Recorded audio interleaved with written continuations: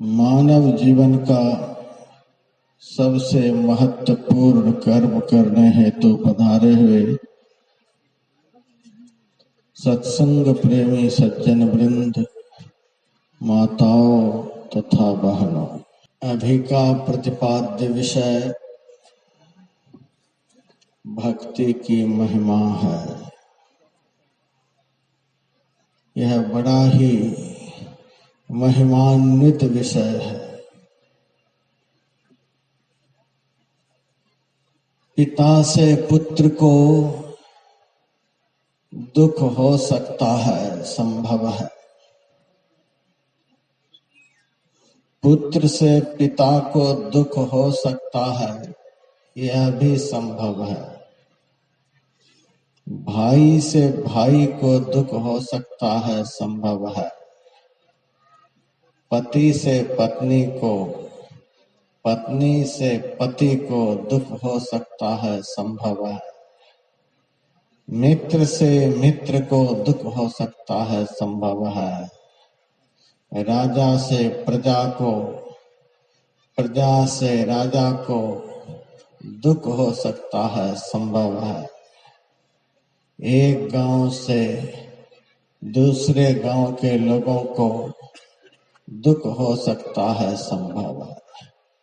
दुनिया में किसी के द्वारा भी दुख हो जाए, यह संभव है। परंतु संतों का, शास्त्रों का यह निर्भ्रांत ज्ञान है कि परमात्मा की भक्ति से किसी को दुख हो, यह कभी संभव नहीं है। जब भी मिलेगा तो भक्ति करने वाले को सुख ही मिलेगा। व्याकरण पढ़े लिखे लोग जानते हैं, भज एक धातु है। जिस धातु में क्तिन प्रत्यय लगने से भक्ति शब्द बनता है, जिसका अर्थ होता है सेवा। भक्ति का अर्थ सेवा होता है। सेवा उस महत्वपूर्ण कर्म का नाम है जिससे सेव्य को सुख मिलता है। हम जिसकी सेवा करेंगे उसको सुख मिलेगा, और हमारी सेवा से जिसको सुख मिलेगा उसका हमें आशीर्वाद प्राप्त होगा, दुआ प्राप्त होगी। जो जिस लेवल के लोग होते हैं उनकी दुआ, उनका आशीर्वाद उतना ही अधिक महत्वपूर्ण और फलीभूत होती है। इस संसार में परमात्मा से, ईश्वर से, ब्रह्म से, गॉड से, खुदा से बढ़कर कोई हो सकता है? हमारी समझ से कोई नहीं हो सकता। जहां से अभी रामायण का पाठ आरंभ हुआ, उससे पूर्व तुलसीदास जी महाराज ने एक दोहा लिखा है। जो चेतन कह जड़ करई, जड़ ही करई चैतन्य, अस समर्थ रघुनायक ही, भजहि जीव ते धन्य। जो चेतन को जड़ बना सकते हैं, जो जड़ को चेतन बना सकते हैं, ऐसे सामर्थ्यवान ईश्वर का जो जी भजन करते हैं वे धन्य हैं। परमात्मा इतने शक्तिमान हैं कि सारी सृष्टि के लोग मिलकर जो नहीं कर सकते वह अकेले परमात्मा करने में समर्थ है, और जो परमात्मा कर सकते हैं सारी सृष्टि के लोग मिलकर भी नहीं कर सकते। जयपुर नरेश ने संत दादू दयाल जी महाराज से पूछा था, महाराज जी, ईश्वर ने पहले दिन बनाया कि रात, पहले पुरुष बनाया कि स्त्री, पहले बीज बनाया कि वृक्ष, पहले धरती बनाया कि आसमान, पहले नदी बनाया कि जंगल, पहले पहाड़ बनाया कि कंदरा? महाराज कृपा करके बतलाओ। संत दादू दयाल जी महाराज ने कहा, जो एक चीज के बाद दूसरी चीज का निर्माण करता है, जो एक पदार्थ के बाद दूसरे पदार्थ को बनाता है, वह तो कमजोर आदमी है। यह तो कमजोर आदमी का काम है। हमारे ईश्वर सर्वशक्तिमान है, सबसे महान है, सबसे बलवान है। एक शब्द सब कुछ किया, ऐसा समर्थ सोय। खुदा ने कहा हो तो हो गया।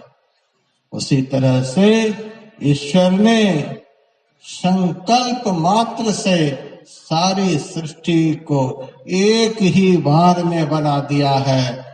बीज और वृक्ष, स्त्री और पुरुष, दिन और रात, जंगल और पहाड़, सब एक ही बार में बना है। कितना सामर्थ्य है ईश्वर में।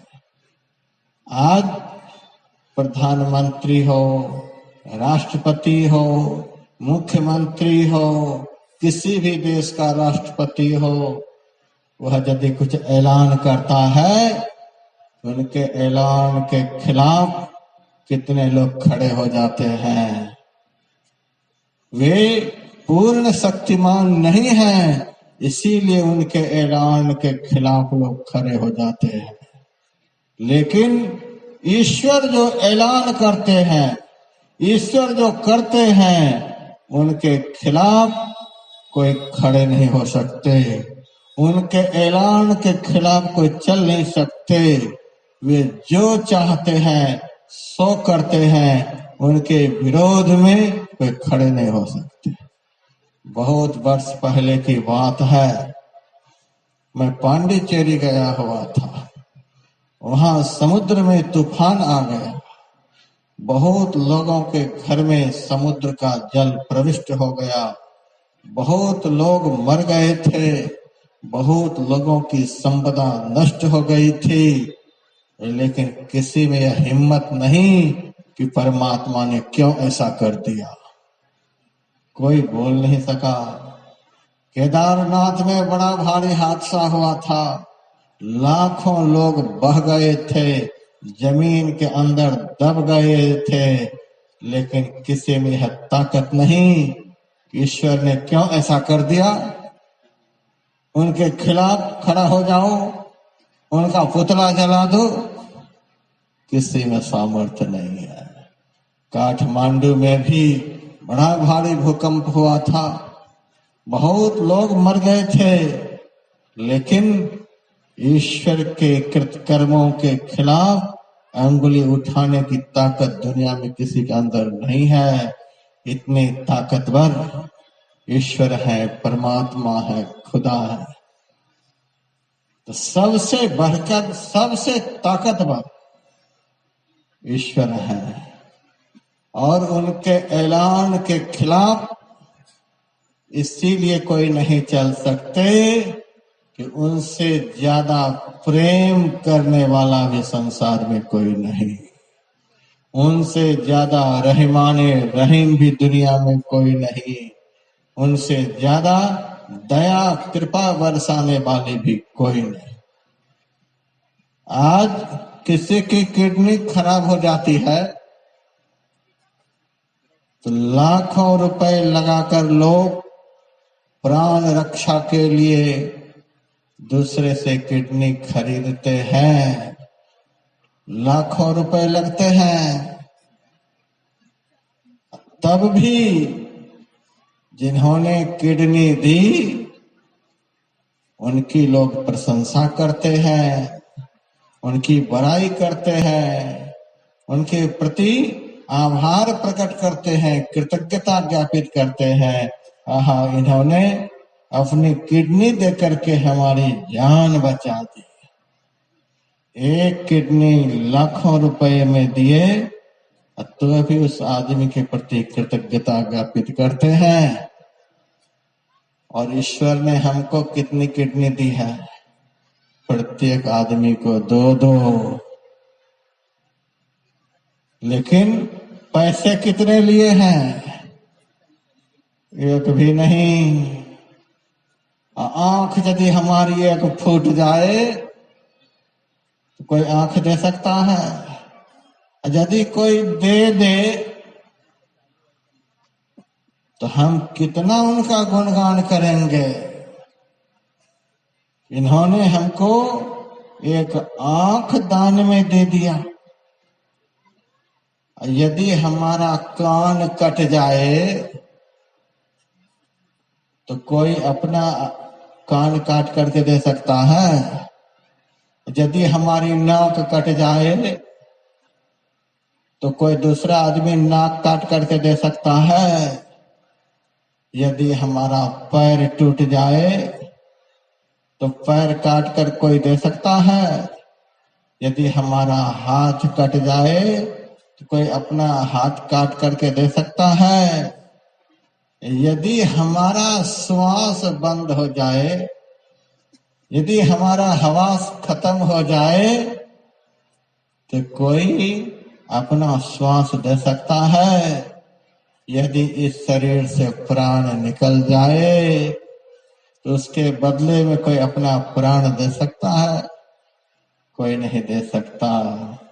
लेकिन परमात्मा ने हमको सब कुछ दिया है और फ्री में दिया। जब दांत नहीं तब दूध दिया, जब मुंह में दांत नहीं था तब माता के स्तन में ईश्वर ने दूध भर दिया। धरती हमारे बाहर निकलने से पहले ही भगवान ने बना दिया, चलने फिरने के लिए, पीने के लिए पानी, प्रकाश के लिए सूरज और चंद्रमा, गर्मी के लिए अग्नि, श्वास लेने के लिए हवा, अवकाश के लिए आकाश। कितना कुछ भगवान ने हमको दिया है। तो ऐसे देने वाले यदि थोड़ा बहुत अपनी इच्छा से कुछ कर भी देते हैं तो किसी में ताकत नहीं कि उनके विषय में बोल सकें। ऐसे परमात्मा दयालु हैं। बहुत संतों ने परमात्मा की गुणवत्ता के आधार पर उनका बहुत नाम रखा। वे सृष्टि के कण कण में रमन करते हैं, सबके अंदर बाहर रमन करते हैं, सभी धर्म कहता है। इसीलिए ऋषि मुनियों ने उस सत्ता को, उस ईश्वर को राम कहा। रमन्ते योगिनः यस्मिन् इति रामः। और वे सबके चित्त को अपनी ओर आकृष्ट कर रहे हैं। इसीलिए आकर्षण का गुण होने के कारण ऋषि मुनियों ने महापुरुषों से कृष्ण कहा है। उन्हीं की शरण में जाने से, उन्हीं का चिंतन करने से, उन्हीं से प्यार करने से किसी का कल्याण हो सकता है। इसीलिए उस ईश्वर को महापुरुषों ने शिव कहा है। उनको किसी ने पैदा नहीं किया है, उन्होंने ही सबको पैदा किया है। वे अपने आप से प्रकट हुए हैं। इसीलिए वेदांत में ईश्वर को स्वयं भू कहा जाता है और इस्लाम धर्म में उस ईश्वर को खुदा कहा जाता है। खुदा का अर्थ होता है जो खुद आ जाए, जिसको कोई भेज नहीं सकता है। जाओ उनको दर्शन दे दो, जाओ उनके सामने उनके ऊपर दया कर दो, जाओ उनके ऊपर कृपा कर दो। जो खुद से आए हैं तदी अपना आप उपाया, ना किछुते किछु कर दिखलाया। जो अपने आप से प्रकट हुए, जिनको प्रकट करने वाला कोई नहीं, उसी को खुदा कहते हैं। खुदा का कभी कभी मैं अपनी तरफ से भी अर्थ लगाता हूं। आज यदि इस स्टेज पर विधायक जी आ जाएंगे तो उनके साथ कई एक बॉडीगार्ड भी होंगे, अकेले नहीं इस स्टेज पर आ सकते। उनके सुरक्षा कर्मी भी उनके साथ में होते हैं। यदि इस क्षेत्र के सांसद महोदय स्टेज पर आ जाएं तो उनसे भी ज्यादा सुरक्षा कर्मी उनके साथ में होंगे, अकेले नहीं आ सकते। यदि इस राज्य के मुख्यमंत्री यहाँ पधार जाएं, यद्यपि ऐसे लोगों को फुर्सत नहीं होती है इस काम के लिए, फिर भी यदि पधार जाएं तो उनकी सुरक्षा में तो हजारों सुरक्षा कर्मी होंगे। प्रधानमंत्री यदि आ जाए फिर क्या कहा जाए। उनकी सुरक्षा में कितने लोग होंगे, कितने सुरक्षा कर्मी होंगे। राष्ट्रपति के आने पर तो और भी अधिक सुरक्षा की आवश्यकता है। संसार का पद, संसार की ऊंचाई बढ़ती जाती है और उसका जीवन असुरक्षित होता चला जाता है। जितना ऊंचा पद है उतना ही उनका जीवन असुरक्षित है। इसीलिए उनकी सुरक्षा में अधिक से अधिक सुरक्षा कर्मी रहते हैं। परंतु ईश्वर सारी सृष्टि के मालिक है। उनसे बड़ा, उनसे बढ़कर सृष्टि में कोई भी नहीं हो सकते। लेकिन वे जब किसी को अपना दीदार कराते हैं, किसी को अपना दर्शन देते हैं, तो उनके साथ में कितने बॉडीगार्ड होते हैं? एक भी नहीं। वे जिनके ऊपर रहम करते हैं, जिनके ऊपर दया करते हैं, तो खुद आ जाते हैं। जब खुद आ जाए, जिनको किसी बॉडीगार्ड की आवश्यकता नहीं, किसी सुरक्षा कर्मी की आवश्यकता नहीं, उसी को ईश्वर कहते हैं, उसी को परमात्मा कहते हैं। ऐसे ईश्वर, ऐसे परमात्मा जिनके ऊपर कृपा करेंगे, दया करेंगे, जिनके ऊपर खुश हो जाएंगे, जिनके ऊपर प्रसन्न हो जाएंगे, उनका जीवन कैसा होगा कल्पना कर सकते हैं। भक्ति में उस ईश्वर को प्रसन्न कर लेने का सामर्थ्य होता है। दान करने से भी ईश्वर प्रसन्न होते हैं, अच्छा काम है। किसी को खैरात देने से खुदा खुश होते हैं।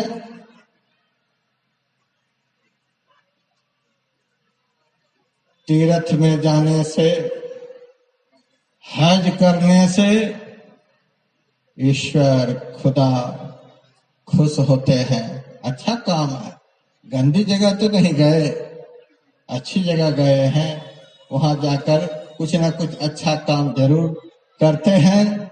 तो अच्छा काम किसी भी तरह से किसी के द्वारा हो जाए तो मालिक खुश होते हैं। यज्ञ करने से, गरीबों की सेवा करने से, यम नियम का परिपालन करने से दुनिया के जितने शुभ कर्म हैं, सत्कर्म हैं, उनके करने से ईश्वर खुश होते हैं। और भक्ति करने से ईश्वर प्राप्त हो जाते हैं। खुश हो जाना, प्रसन्न हो जाना यह सामान्य बात है, लेकिन प्राप्त हो जाना यह बहुत बड़ी बात है। ईश्वर की प्राप्ति कराने वाला यदि कोई संसाधन शास्त्र में सन्निहित है, उसी संसाधन का नाम है भक्ति। Love is God, God is love. प्रेम ही ईश्वर है, ईश्वर ही प्रेम है। तो भक्ति की परम पराकाष्ठा को ही प्रेम कहते हैं, लव कहते हैं। साधारण लोगों को प्रसन्न कर लेने वाला जो संसाधन है, उसको तुच्छ भाषा में, अंग्रेजी के भाषा में लव कहते हैं। और परमात्मा को प्रसन्न करा देने वाला जो संसाधन है, उस संसाधन को प्रेम कहते हैं। लव का विशुद्धतम परिष्कृत रूप प्रेम होता है। लव शब्द तो बिल्कुल ओछा है, निकृष्टतम शब्द है, भद्दा शब्द है। तो परमात्मा की प्राप्ति करा देने वाला यदि कोई सबसे महत्वपूर्ण साधन है तो वह भक्ति है। महर्षि रमन से भक्तों ने पूछा था, महाराज दुनिया के लोग भक्ति भक्ति भक्ति जपते हैं, भक्ति करो भक्ति करो भक्ति करो, तो भक्ति किसे कहते हैं? महर्षि रमन ने कहा, तुम किसको पाना चाहते हो, किनसे मिलना चाहते हो, किसको देखना चाहते हो? तो भक्त ने कहा, हम ईश्वर का दर्शन करना चाहते हैं, ईश्वर को पाना चाहते हैं, ईश्वर से मिलना चाहते हैं। महर्षि रमन ने कहा, तुम जिनको देखना चाहते हो, जिनको पाना चाहते हो, जिनसे मिलना चाहते हो, उसके सिवा कभी भी दूसरे के विषय में सोचो ही नहीं। दिन रात उसी के विषय में सोचते रहो, कोई चिंता नहीं करो। ईश्वर के विषय में, परमात्मा के विषय में दिन रात सोचते रहना, इसी को जिक्र कहते हैं, इसी को चिंतन कहते हैं। और संसार के विषय में दिन रात चिंतन करते रहना, यह मिल जाए, वह मिल जाए, वह मिल जाए। संसार के प्राणियों और पदार्थों के विषय में चिंतन करना, इस चिंतन को चिंता कहते हैं। और परमात्मा के विषय में जो सोच होती है, दिन रात उनके विषय में सोचा जाता है, उनकी चिंता की जाती है, वो कैसे मिलेंगे, कैसे मिलेंगे, कैसे दर्शन होगा। इस सोच का नाम है चिंतन। एक बहुत बड़े मौलाना हुए थे, बहुत बड़े फकीर हुए थे, दारा सिको सब नाम जानते होंगे। बहुत बड़े विद्वान मौलाना हुए थे। इस्लाम धर्म के, ईसाई धर्म के, बौद्ध धर्म के, जितने भी धर्म संसार में उस वक्त फैले हुए थे, सभी धर्मों के साहित्यों का, धर्म ग्रंथों का उसको नॉलेज था, ज्ञान था। उन्होंने संस्कृत, अरबी, फारसी, इन सारे शब्दों को जोड़ जोड़ करके, मिला मिला करके एक उपनिषद ग्रंथ बनाया था। यद्यपि 1180 उपनिषद की शाखाएं हैं और बहुत शाखाएं तो लुप्त हो गई। अभी अधिक से अधिक 132 उपनिषद उपलब्ध हैं। इन उपनिषदों से भिन्न अलग एक उपनिषद दाराशिकों ने बनाया था। उस उपनिषद का नाम था इल्लो उपनिषद। उसमें उन्होंने लिखा था, हेच फिकर मत कर्तव्यम, कर्तव्यम जिक्रे खुदा, खुदा ताला प्रसादेना, सर्व कार्यम फते भवेत। दोनों तरह का शब्द इस श्लोक में जुड़ा हुआ था, इस आयत में जुड़ा हुआ था। हेच फिकर मत कर्तव्यम, हे संसार के लोगों, तुम चिंता मत करो, किसी भी चीज की चिंता मत करो, किसी के विषय में मत सोचो। यदि चिंता किए बगैर रहा नहीं जाता है, सोचे बगैर रहा नहीं जाता है, तो कर्तव्यम जिक्रे खुदा, खुदा के विषय में सोचो, उस रहमाने रहीम के विषय में सोचो, उस मालिक के विषय में सोचो, उस ईश्वर ब्रह्म के विषय में सोचो। कर्तव्यम जिक्रे खुदा, और उनके विषय में सोचते रहोगे, दिन रात उनके विषय में चिंतन करते रहोगे, दिन रात उन्हीं की याद में मशगूल रहोगे, तो क्या होगा? खुदा ताला प्रसादेना, उस ईश्वर की कृपा से, उस ईश्वर की दया से सर्व कार्यम फते भवेत, तुम्हारे सब काम पूरे हो जाए।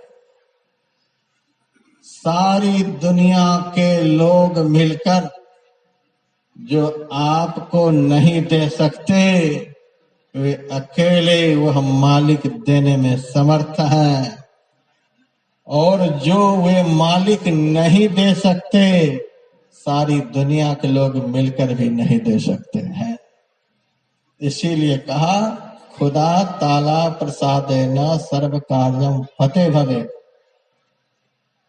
और एक बहुत बड़े फकीर हुए, जिनका नाम सब जानते हैं, बाबा फरीद।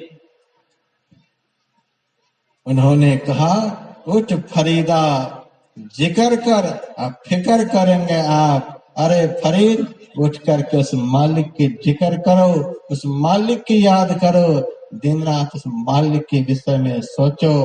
दुनिया के विषय में सोच करके क्या करोगे? दुनिया तो एक दिन खत्म हो जाएगी। एक दिन यह दुनिया नहीं थी, एक दिन यह दुनिया नहीं रहेगी। और अभी भी स्वप्न की तरह हम दुनिया को देख रहे हैं, यह बदलती जा रही है, मिटती जा रही है, विनाश की ओर जा रही है। इसके विषय में सोचने से क्या मिलने को है?